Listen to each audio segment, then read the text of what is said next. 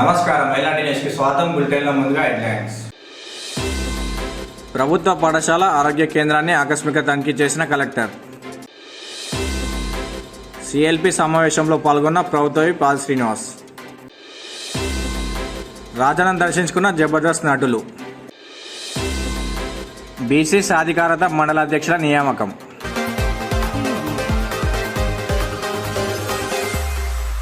కాంగ్రెస్ ప్రభుత్వం ఇచ్చిన 6 గ్యారంటీల హామీలను అమలు చేసి స్థానిక ఎన్నికలు నిర్వహించాలని బీజేపీ నాయకులు డిమాండ్ చేశారు. ముస్తాబాద్ మండల కేంద్రంలో బీజేపీ మండల ప్రధాన కార్యదర్శి సౌల క్రాంతి ఆధ్వర్యంలో కాంగ్రెస్ ప్రభుత్వం ఇచ్చిన హామీలను అమలు చేయాలని తహసీల్దార్ కార్యాలయం ముందు బీజేపీ నాయకులు కార్యకర్తలు నిరసన తెలిపారు. అనంతరం తహసీల్దార్ సురేష్ కు వినతి పత్రం అందజేశారు. ఈ సందర్భంగా బీజేపీ మండల ప్రధాన కార్యదర్శి సౌల క్రాంతి మాట్లాడుతూ 6 గ్యారంటీలతో కాంగ్రెస్ ప్రభుత్వం అధికారంలోకి వచ్చి వాటిని నెరవేర్చడంలో విఫలమైందని అన్నారు. రాష్ట్ర ప్రభుత్వం ఓటు రాజకీయాల కోసం పైలట్ ప్రాజెక్టు కింద ఒక గ్రామాన్ని ఎంపిక చేసి రైతు భరోసా, ఇందిరమ్మ ఇండ్లు, కొత్త రేషన్ కార్డులు ఇచ్చి ప్రజలను మభ్యపెడుతున్నారని తెలిపారు. ప్రభుత్వ పథకాలను ప్రతి ఒక్క గ్రామాల అర్హులకు అందించాలని డిమాండ్ చేశారు.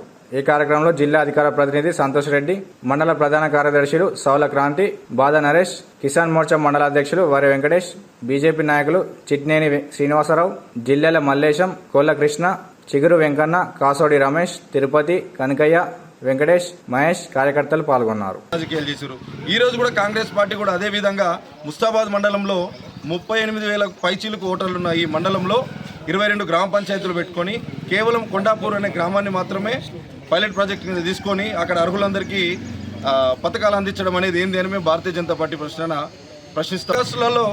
ఎంతమంది నిజమైన అర్హులందరూ ఉన్నారు? అర్హులు కానోళ్ళు ఎవరున్నారు? మరి ఇంకెంతమందికి ఇస్తారు? ఇచ్చే పథకాలు ఎప్పుడు రిలీజ్ చేస్తారు? అసలు 6 గ్యారంటీలు ఎన్నడిస్తారు? ఇందిరమ్మ ఇళ్లలో 400-500 లిస్టు పట్టుకొని వచ్చారు గ్రామానికి. మరి ఆ 400 మందికి ఇస్తారా? అందులో ఎంతమంది తీసేస్తారు? ఇంకెప్పుడు ఇస్తారు? కేవలం అధికారంలోకి వచ్చి మీరు సంవత్సరం అవుతుంది. స్థానిక ఎన్నికలను దృష్టిలో పెట్టుకొని మాత్రమే ఓటు బ్యాంక్ రాజకీయాలను చేస్తే తస్మాత్ జాగ్రత్త. రేపు మండల ప్రజలు గతంలో కేసీఆర్కి చెప్పిన బుద్ధే మీకు కూడా చెప్తారని చెప్పి భారతీయ జనతా పార్టీ మండల శాఖ తరఫున డిమాండ్ చేస్తా ఉన్నాం. ఈరోజు భారతీయ జనతా పార్టీ ఆధ్వర్యంలో అర్హులందరికీ సంక్షేమ పథకాలు అమలు చేయాలనే ఉద్దేశంతో ఎంఆర్ఓ గారికి వినతి పత్రం ఇవ్వడం జరిగింది. కాంగ్రెస్ ప్రభుత్వం ఏర్పడి నుంచి ఇప్పటి వరకు రైతు భరోసా కానీ, ఇందిరమ్మ ఇల్లు కానీ అనేక హామీలు 6 గ్యారంటీలని చెప్పి ఈరోజు అధికారంలోకి రావడం జరిగింది. ఇప్పటి వరకు ఏ ఒక్క హామీని కూడా ప్రభుత్వం పూర్తి స్థాయిలో నిర్వహించలేదు. కాబట్టి ఇప్పటికైనా ఏదో మండలానికి ఒక గ్రామాన్ని ఎంచుకొని వాళ్ళకే లబ్ధిదారులుగా గుర్తిస్తామంటే మేము రానున్న రోజుల్లో ఇట్లా ఒప్పుకోవడం జరగదు. ఎందుకంటే అందరూ మీకు ఓటేసిరు, అన్ని గ్రామాల ప్రజలు ఓటేసిరు. కాబట్టి అన్ని గ్రామాల ప్రజలకు సమానంగా సంక్షేమ పథకాలు అందాలనే ఉద్దేశంతో రైతు బంధు, రైతు భరోసా మొన్న 26వ తారీఖు నాడు వేస్తాను ఒకరోజు అన్నాడు, 31వ తారీఖు అని ఒకటి అన్నాడు. ఇప్పుడు మళ్ళీ 5వ తారీఖు నుంచి విడతల వారీగా వేస్తామని చెప్పడం జరుగుతుంది. ఈ విధంగా ప్రజలను మోసగిచ్చే హామీలతో కాకుండా ఒక స్పష్టమైన వైఖరితో సంక్షేమ పథకాలు అందరికీ అందించాలనే ఉద్దేశంతో ఈరోజు భారతీయ జనతా పార్టీ ఆధ్వర్యంలో ఈ కార్యక్రమం చేయడం జరిగింది.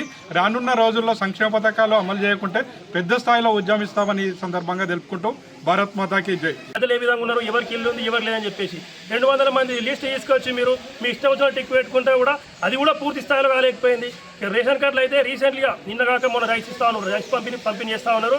మరి మా ఊర్లో చీకోడు గ్రామసభ పెట్టిన 78 మంది కొత్తగా అడ్మిట్ చేసినాం. ఆన్లైన్లో కొట్టుకున్న ఈ మంత్ నుంచి రేషన్ వస్తుందని చెప్పారు. ఇప్పటి కూడా ఒకళ్ళ పేరు కూడా రాలేదు.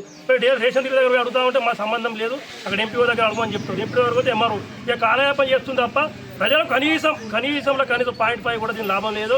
దయచేసి ఇప్పటికైనా మేము చెప్పాల్సింది ఏంటంటే భారతీయ జనతా పార్టీ పక్షాన డిమాండ్ చేస్తున్నాం. 6 గ్యారంటీలు అమలు చేసినాక ఇష్టపడే ప్రసక్తే లేదు. మీరు 6 గ్యారంటీలతో ప్రభుత్వం ఏర్పాటు చేసినప్పుడు ఇప్పటికి మీరు జాబ్ గ్యారంటీ ఏ విధంగా చేసారో ఈ 6 సంక్షేమ పథకాలను కూడా వెంటనే ఒక కొండాపూర్ గ్రామంలో ఒక ఆగకుండా ఈ ఎలక్షన్ మూమెంట్ కాకుండా ప్రతి గ్రామంలో లబ్ధిదారులను గుర్తించి వారికి ఇవ్వాలని చెప్పేసి భారతీయ జనతా పార్టీ డిమాండ్ చేస్తాం. వేములవాడ శ్రీ రాజరాజేశ్వర స్వామి వారిని గురువారం రోజున జబర్దస్త్ నటులు సుడిగాలి సుధీర్, ఆటో రామప్రసాద్ దర్శించుకుని సేవలో తరించారు. నాగిరెడ్డి మండపంలో అర్చకులు వారిని ఆశీర్వదించి స్వామివారి తీర్థప్రసాదాన్ని, చిత్రపటాన్ని అందజేశారు.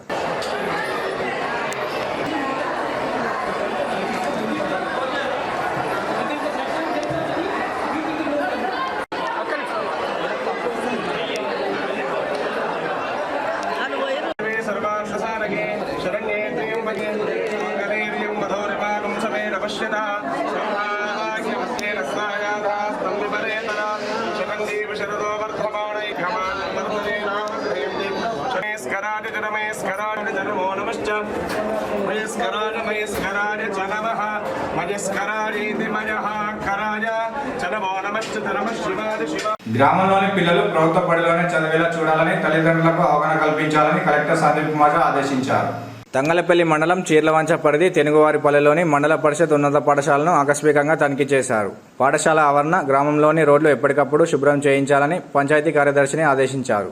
అనంతరం తంగలపల్లిలోని ప్రాథమిక ఆరోగ్య కేంద్రాన్ని ఆకస్మిక తనిఖీ చేసి ఓపీ ఇతర రిజిస్టర్లను పరిశీలించారు. ప్రభుత్వ వైద్యశాలలోనే 70% ప్రసవాలయ్యేలా చూడాలని వైద్యులు, సిబ్బందిని కలెక్టర్ సందీప్ కుమార్ ఆదేశించారు.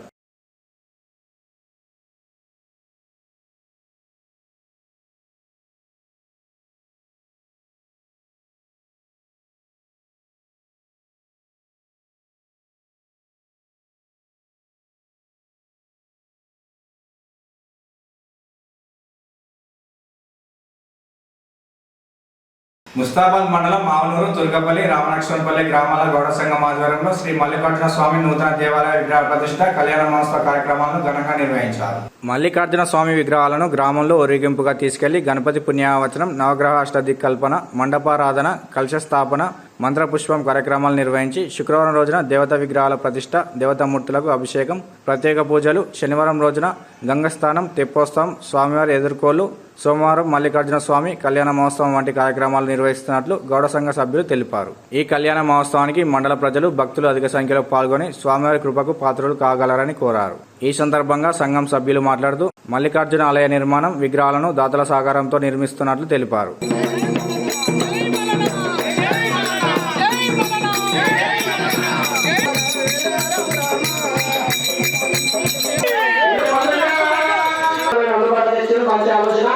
ఇప్పుడు వరకు కొంచెం కొంచెమే అందరు కావాలి. ఇద్దరు మనుషులు, ముగ్గురు మనుషులు కావాలి. మల్లికార్జున స్వామి వెచ్చుడే మొదటిసారి. ఏమిటంటే మా ఆవునూరు గ్రామంలో, రాజన్న సిరిసిల్ల జిల్లాలో ముస్తాబాద్ మండలం ఆవునూరు గ్రామంలో అయితే ఇక్కడ ఏమంటే ఇక్కడ అనుకోకుండా 2024లో ఇక్కడ మల్లన్న స్వామి దగ్గర, ఇక్కడ మన ఎల్లమ్మ గుడి పక్కన మల్లన్న స్వామి అద్భుతంగా స్వయంగా వెలిసిండు. చాలామంది ప్రజలు ఎందరో వచ్చి విషయం ఇక్కడ మల్లన్న స్వామి వెలిసిందని చెప్పగానే మా ఇక్కడ దాతలు వచ్చి మన ఇక్కడ ఎవరంటే మన వెంకటపూర్ గ్రామానికి చెందిన మన పెద్దోళ్ళ ఎల్లమ్మ గారు, ఆయన మన బీడీ కంపెనీ అతడు గుడి నిర్మాణం చేశారు. అతనితోటి ప్రారంభం చేసి విగ్రహదాతలు వచ్చి మా ఆవునూరు గ్రామం చెందిన నక్కదాసరి శ్రీకాంత్ వాళ్ళ కుటుంబ సభ్యులు, మరి అదేవిధంగా టైల్స్ దాత కూడా ఎల్లారెడ్డి గారు, అదేవిధంగా మన విగ్రహానికి మన గుడికి మెయిన్ బండ ఇది బండారు ఇస్తానని మా అల్లుబండ మా బండి ఆశాగౌడ్ గారు ముందుకు వచ్చి తలుపులు ఎవరంటే కుర్ర అంజయ్య గారు వాళ్ళ కుటుంబ సభ్యులు మాకు దాదాగా ఇచ్చారు. అదేవిధంగా అన్నదానానికి కానీ అన్ని విధాలుగా అన్నదానానికి మా ముందుకు వచ్చిన మా మాజీ ఎంపీపీ గారు చరిత్ర ఒక 3 క్వింటాల బియ్యం మాకు ఇవ్వడం జరిగింది. అదేవిధంగా అన్నదానానికి కూరగాయలకు సంబంధించిన కుమార్ దేవయ్య గారు, ఇట్లా దాతలతోటి మంచిగా 1500 తోటి మేము గుడి నిర్మాణం కొనసాగింటుంటివి. అదేవిధంగా ప్రతిష్టకు ఈరోజు విగ్రహాలు తీసుకొచ్చి ఊరేగింపు ద్వారా చేసినవి. రేపు ప్రతిష్ట ఉంటుంది. అదేవిధంగా 8, 9, 10 రోజులు 10వ తారీఖు వరకు గుడి ప్రతిష్ట జరుగుతుంది. కావున మా భక్తులందరూ రావాలని మేము వేడుకుంటున్నాం. ఆవునూరు గ్రామం రామలక్ష్మపల్లిలో మల్లన్న స్వామి 2024లో వెళ్ళడం జరిగింది.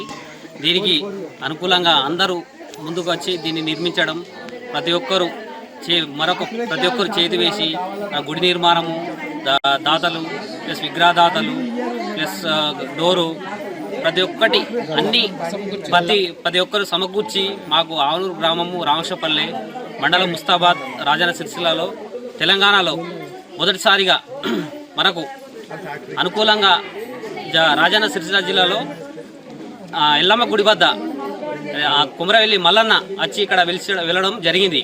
కాబట్టి అందరికీ మా యొక్క ఎల్లమ్మ తల్లి దీవెన, మల్లికార్జున స్వామి దీవెన ఉండాలని రాజన్న సిరిసిల్ల జిల్లా ఆవునూరు గ్రామంలో రామలక్ష్మణపల్లె ఎల్లమ్మ గుడి దగ్గర మల్లన్న స్వామి, రేట్లకుంట మల్లన్న స్వామి నిలవడం జరిగింది. పోయిన సంవత్సరం 2024లో దేవుడు నిలిచిండి ఇక్కడ. ఇక్కడికి మేము వచ్చి మస్తు రోజులు అవుతుంది, చూసుకుంటున్నాం, అందరం చూసినాము దేవుణ్ణి. అయితే నేను ఈ గుడి కట్టేయడానికి ఇట్లా ముందుకు వచ్చి ఈ గుడి నేనే నిర్మించడం జరిగింది.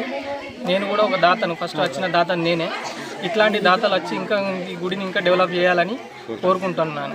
బీసీ సాధికారత సంఘం ఆధ్వర్యంలో గురువారం రోజున మండల అధ్యక్షులను నియమించారు.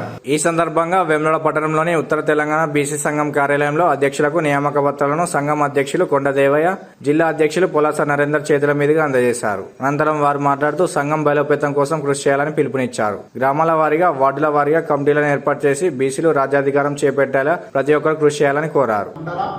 పార్టీ అధ్యక్ష ప్రధాన కార్యదర్శి సీనియర్ నాయకుడు రంగలపల్లి మండల బీసీ సాధికారత సంఘం మండల అధ్యక్షులు రంగు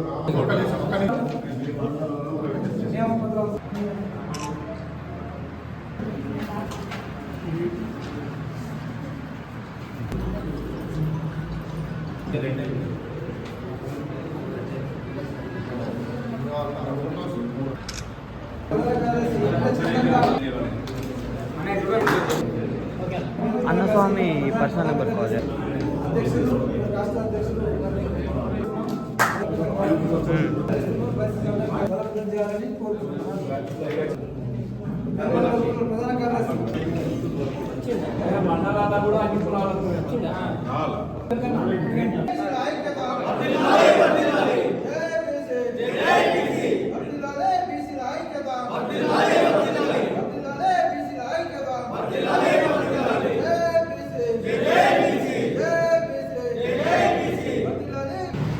కొండా దేవన్న గారు వాళ్ళ గురించి అంటే నేను వింటా ఎప్పుడు సంఘాలు బీసీలు రాజ్యాధికారం కొట్లాడుతూనే ఉన్నాం.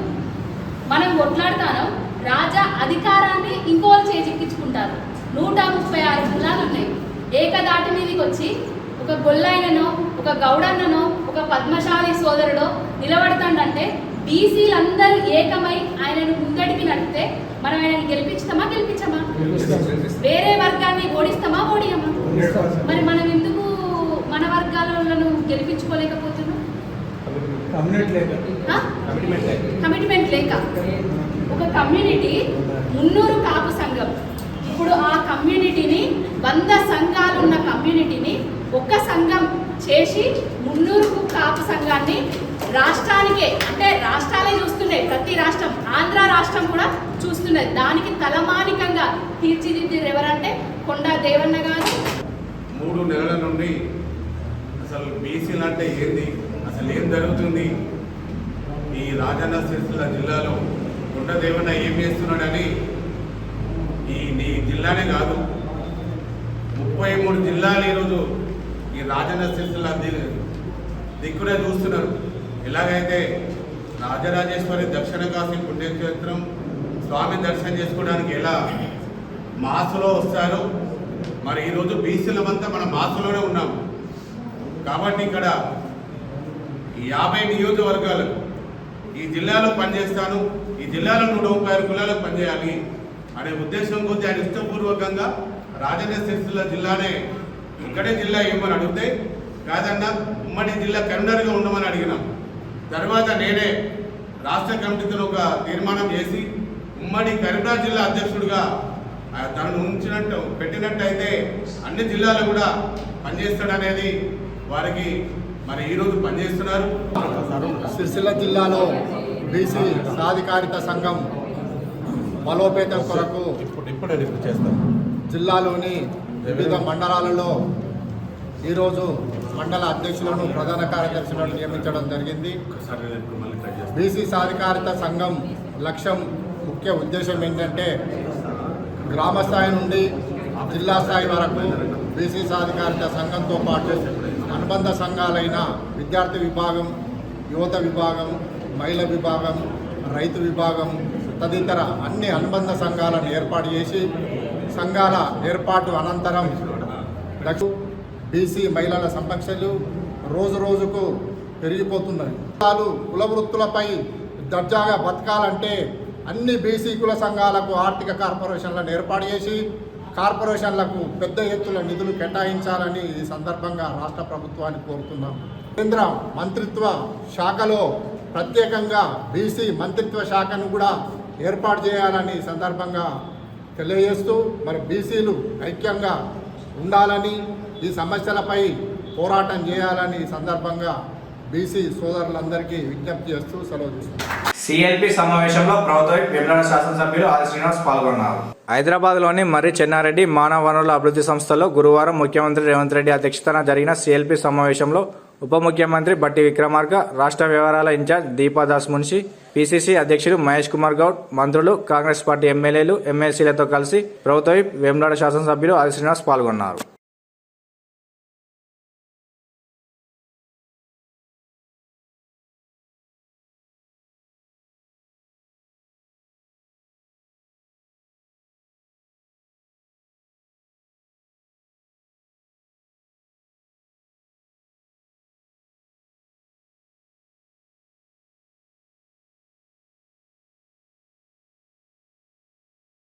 ఈనాటి వార్తలు తిరిగి ప్రసారమయ్యే వార్తల్లో మళ్ళీ కలుసుకుందాం. నమస్కారం.